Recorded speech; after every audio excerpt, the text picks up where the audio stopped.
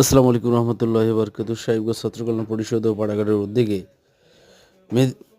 গুণীজন সংবর্ধনা, শিক্ষার্থীদের শিক্ষা উপকরণ বিতরণ, হাফেজ ছাত্রদের কোরআন বিতরণ এবং প্রতিবন্ধী অসহায় দুস্থদের মাঝে শীতবস্ত্র বিতরণ। উক্ত অনুষ্ঠানে আমরা থাকতে পেরে নিজেকে ধন্য মনে করছি। আলহামদুলিল্লাহ, এভাবে জনকল্যাণার্থে আমরা কাজ করতে চাই।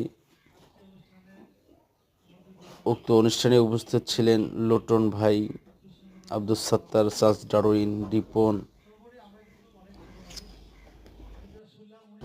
শরীফুলকে ধন্যবাদ জানাই এরকম আয়োজনের সাথে আমাদের সম্পৃক্ত রেখেছে। শুকর আলহামদুলিল্লাহ।